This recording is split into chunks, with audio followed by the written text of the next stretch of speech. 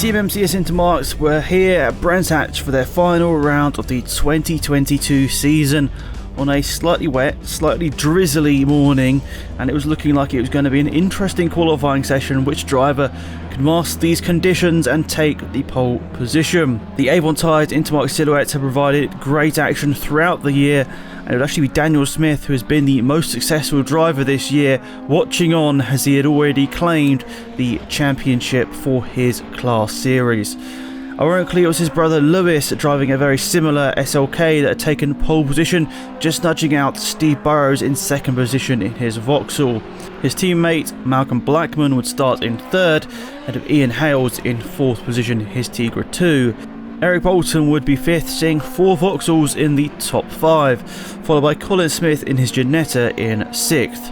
Then Paul Knight, the leading senior runner, in 7th, followed by Dave York, Phil Spinks, the second senior runner, in 9th, Philip Young in 10th, followed by Russell Humphrey, Mick Robertson, Kurt Russell, John Price, Gavin Bristow, Fabio Lifarelli, John Stewart, Joe Jackson, Paul Cox-Edge and Scott Abrugliano in 20th position, only completing 2 laps, so likely lots more pace for Scott available in the race.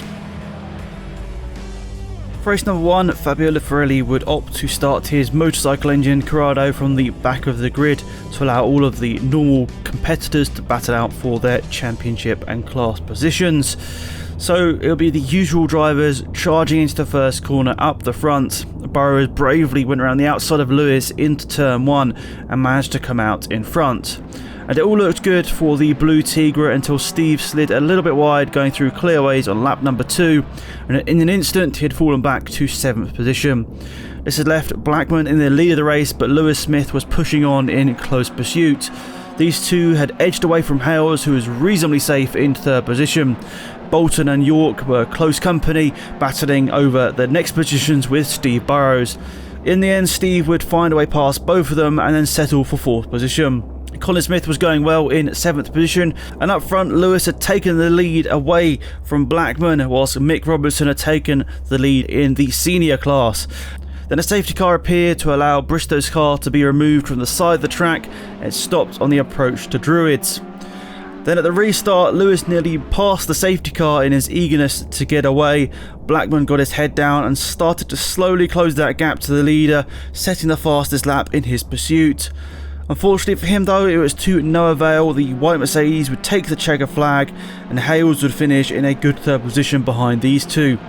Behind them would be Burrows, Bolton and York. Colin Smith had retired on lap number 11, but everyone else except from Bristow had made it to the finish.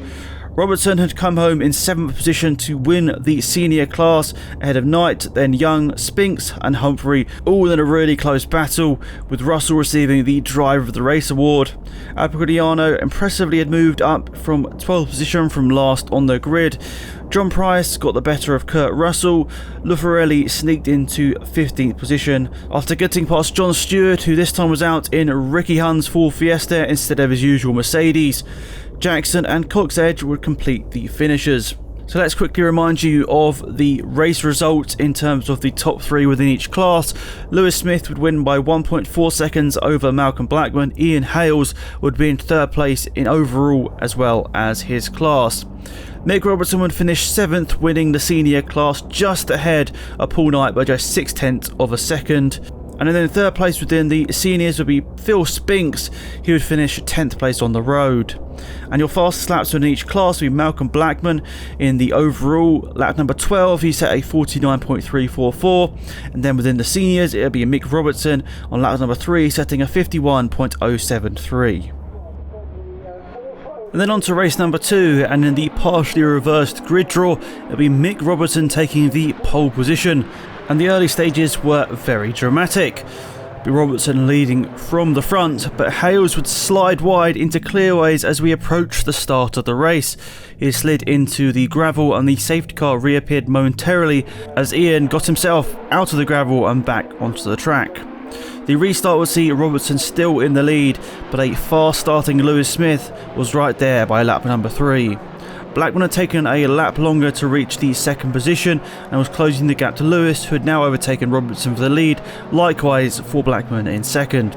So the top 3 were Smith, Blackman, and then in third place Robertson from the pole position starting spot. The chase for the lead was coming down lap after lap, only a few tenths of a second, but the gap was narrowing, and it was just over a second at the end of lap number 11.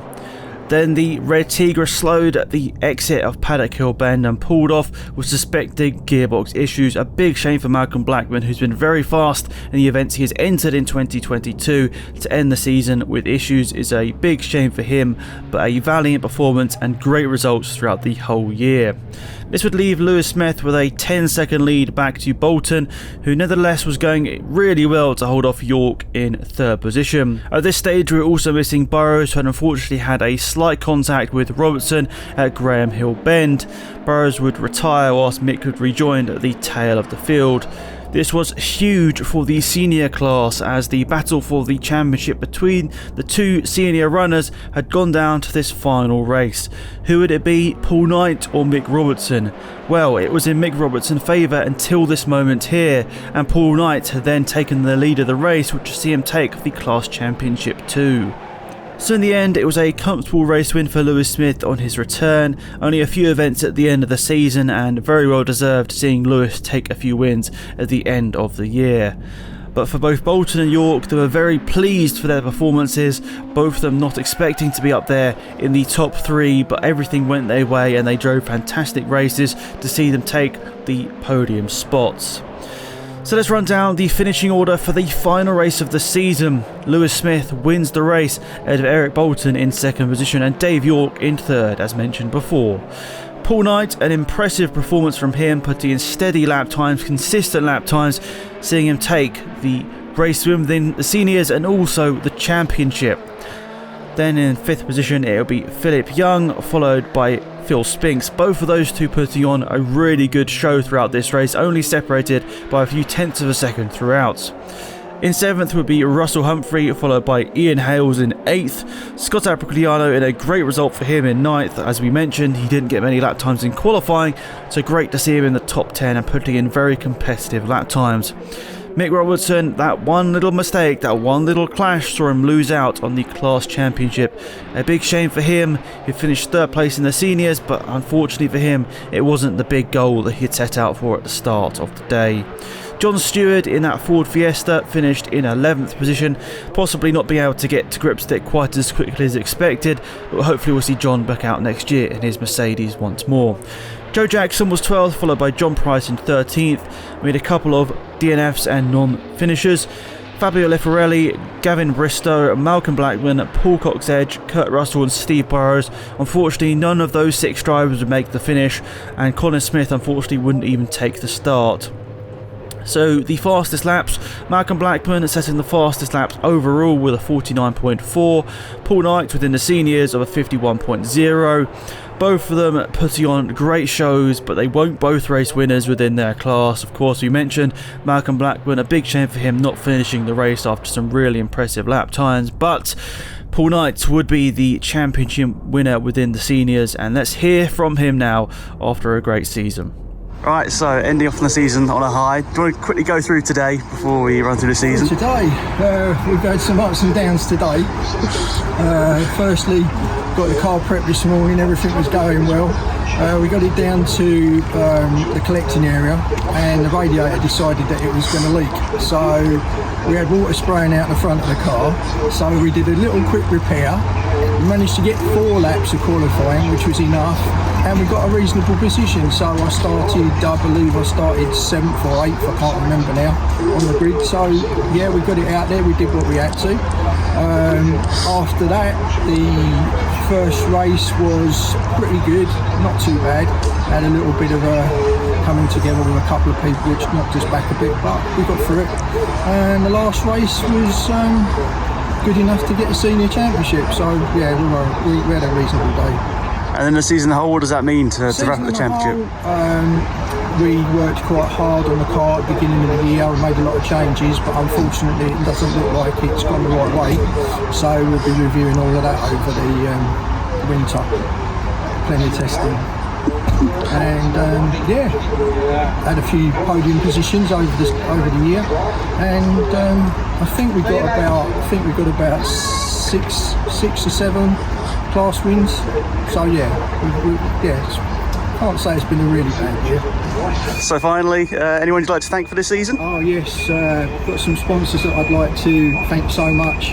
Bespoke Alloys, BG Racing Motorsport Equipment, Artec Welding, ARP Fasteners and Earl's Performance for all the fittings. So thank you so much guys, we wouldn't have been able to do it without you. And of course he didn't race today, but it's well worth speaking to our champion. Overall, a really fantastic season for Daniel Smith, the most successful driver this year, and he'll be collecting his award for the championship later in 2023 in the January awards ceremony. Let's hear from him now. There we go, to wrap up the season.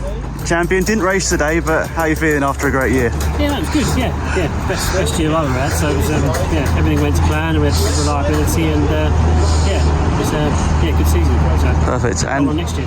Your brother winning today? Yeah, no, he done well today. Yeah, it was good. It was, I was a bit disappointed I wasn't out of today, but it's always one of them things. You make a decision a long while ago. I thought the weather isn't going to be great, but lovely day, wasn't it? Really. So there you go. He done well today, so still. Smith's up the front, so that's good. And any sponsors to sort of thank for the season, or anyone in particular? Yeah, no, they all know who they are. You know, Ben from Mr. Panel he helped us out a lot with all the panels and everything, and hopefully get some new sponsors for next year. That'd be the plan as well. So good. So massive thank you to everyone involved at the CMMCS. That was our last race of the season at Brands Hatch, and overall we look forward to seeing you race with us in 2023.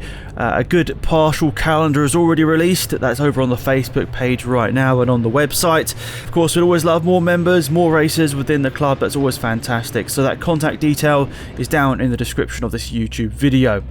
Thank you for watching, enjoy your Christmas, your winter break, and we'll see you in 2023. Goodbye.